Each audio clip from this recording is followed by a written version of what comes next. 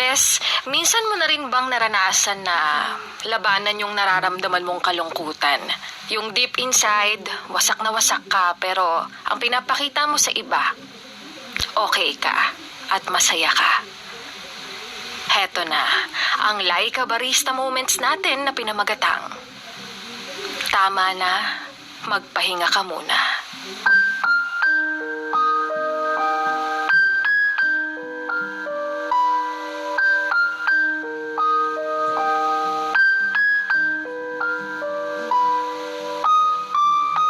Ikaw, alam kong hindi ka pa okay.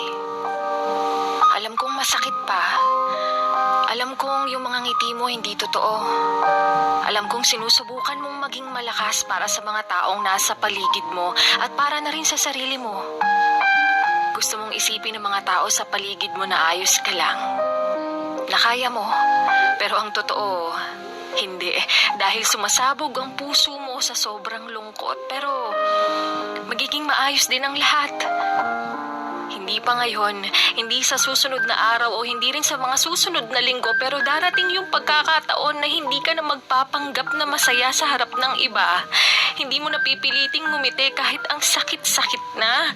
Hindi mo na sasabihing wala to, pero ang totoo sobra kang apektado. Hindi mo na rin sasabihing napuwing ka lang sa tuwing nangingilid yung luha mo.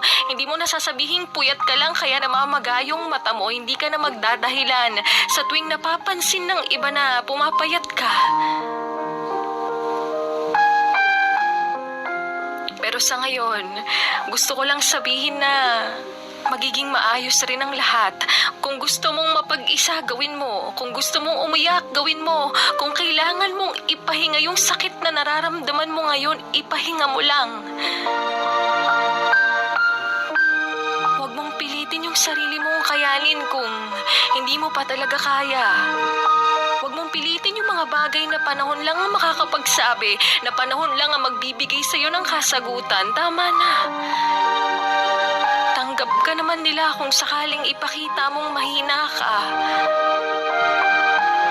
Hindi ka nila pipiliting gawin yung mga bagay na ginagawa mo noong okay ka pa. Hindi ka nila huhusgahan kung sakaling minsan kinakausap ka pero tulala ka kasi hindi mo naman piniling maging ganyan ka. Kaya tama na. Hindi mo pa kaya. Magpahinga ka muna.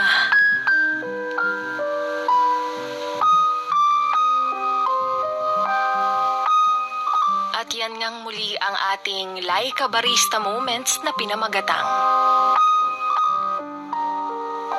Tama na. Magpahinga ka muna.